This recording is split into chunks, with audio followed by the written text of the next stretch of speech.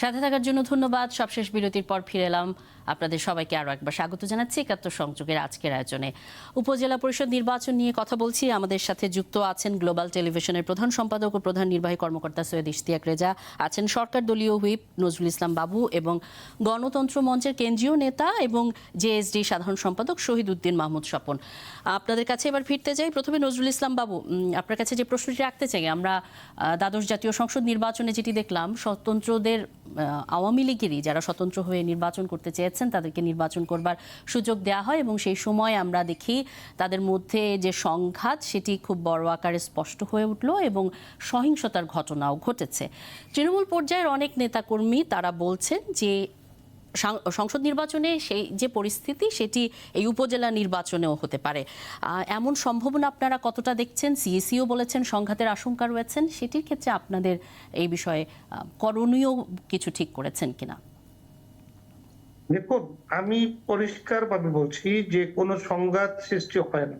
নির্বাচন সারা পৃথিবীতেই নির্বাচন যখন আসে মানুষের মধ্যে স্বতঃস্ফূর্ততা জেগে উঠে। অনেক জায়গায় নজরুল ইসলাম বাবু, অডিও অপশনটি আনমিউট করতে হবে।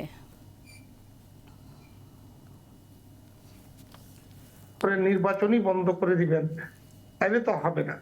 একটা রাজনৈতিক দল হিসাবে প্রত্যেকটি রাজনৈতিক দলের সিদ্ধান্ত নির্বাচনে যাওয়া উচিত, এটাই হওয়া উচিত।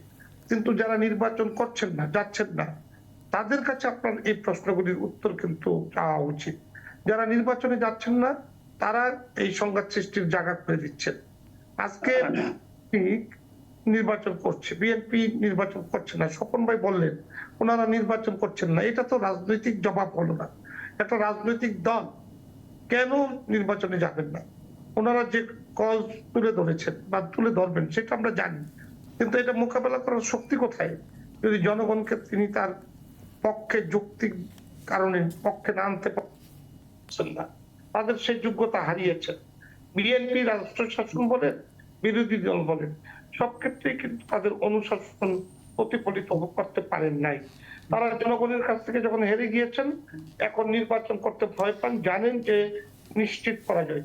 ২১ বছর কিন্তু বাংলাদেশ আওয়ামী লীগ ক্ষমতার বাইরে থেকে থেকে দলকে এবং নির্বাচনকে মোকাবেলা করে নির্বাচন করে করে মানুষের কাছে যেতে সক্ষম হয়েছে। এখন আওয়ামী লীগ পুরোপুরি তৃণমূল থেকে আজকে আমি মনে করি রাষ্ট্র শাসন পর্যন্ত তাদের যোগ্যতার প্রমাণ দেখাতে পেরেছেন বলেই কিন্তু জনগণ আজকে তাদের যে আন্দোলন সেই আন্দোলনে যোগদান করছেন না। জি, এক্ষেত্রে আপনি বলছেন যে বিএনপির মতো একটি বড় দল তারা নির্বাচন বর্জন করছে বলেই ভোটের মাঠে এ ধরনের একটি সংঘাতময় পরিস্থিতি তৈরি হচ্ছে। এর মানে কি এটাই যে দলীয় প্রতীকে যদি আপনারা প্রার্থী দিতেন তাহলে বা দলীয় প্রতীকে যদি নির্বাচন করতেন তাহলে এই সংঘাতগুলো হতো না?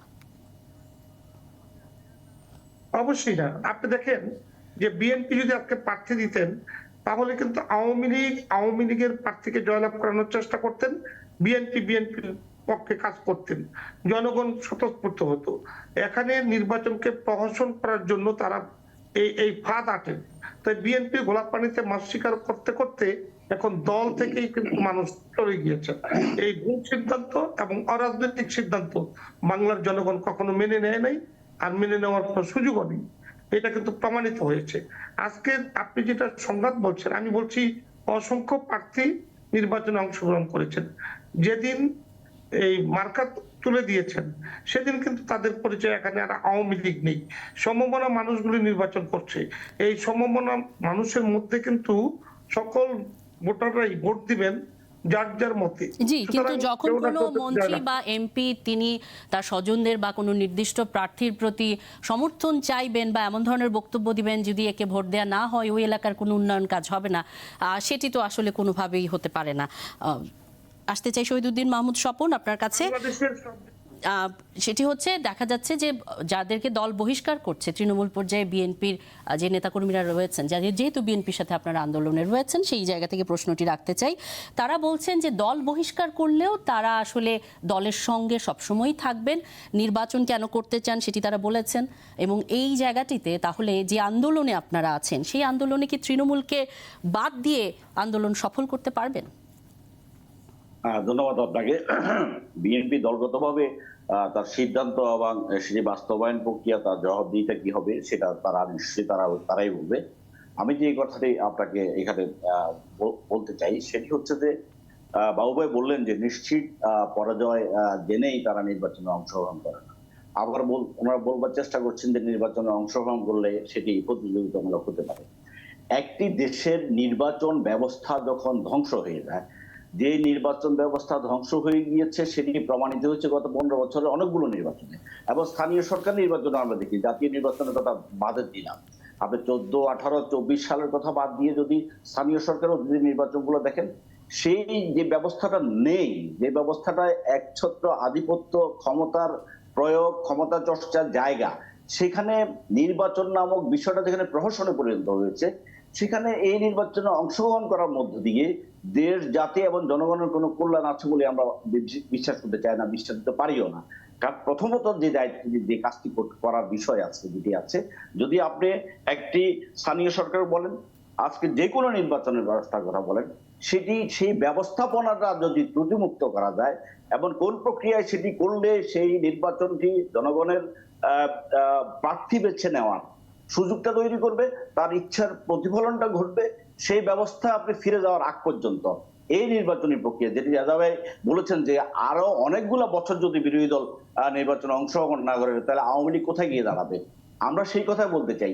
এইভাবে একটি দেশ, একটি নির্বাচনী যে পদ্ধতি আজকে জি, কিন্তু নির্বাচন বর্জনের মাধ্যমে, তৃণমূলের কথা না শোনার মাধ্যমে কি হারিয়ে যাচ্ছেন না আপনারা? নির্বাচন বর্জনের ইতিহাস আওয়ামী লীগেরও আছে, সকলেরই আছে, এবং যৌক্তিক কারণে সেই নির্বাচনের বর্জন তারা করেছে। তারা 2088 সালে নির্বাচন বর্জন করেছে, 15 ফেব্রুয়ারি নির্বাচন বর্জন করেছে, 6 সালের নির্বাচনে গিয়ে তারা প্রত্যাহার করে নিয়েছে। সুতরাং নির্বাচন বর্জন করার ইতিহাস তাদের নাই, বিষয়টা তা নয়। কিন্তু বর্জনের যৌক্তিক কারণটা তো থাকতে হবে, সেই কারণটা যদি থাকে তাহলে সেই বর্জনটা হবে। সুতরাং নির্বাচন ব্যবস্থা পুনরুদ্ধার করা, এবং সেই জন্য যে আজকে রাষ্ট্রীয় রাজনীতির যে পরিবর্তনটা দরকার, নির্বাচনী প্রক্রিয়া ফিরে আসার যে প্রক্রিয়াটা দরকার, সেটি হলো প্রধান এবং একমাত্র সমাধান। সেই সমাধানের জায়গায় পৌঁছানোর আগ পর্যন্ত এই জাতীয় নির্বাচন হবে, আরো হবে।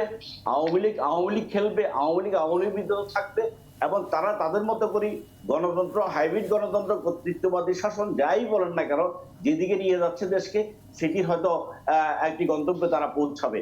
কিন্তু এই শেষ তো থাকবে, এই শেষের পরে আবার ফিরে আসার চেষ্টাটা কিভাবে হবে সেটি দেখবার বিষয়। অনেক ধন্যবাদ শহীদুদ্দিন মাহমুদ স্বপন। সবশেষ মন্তব্য সৈয়দ ইশতিয়াক রেজা, আপনার কাছ থেকে নিতে চাই।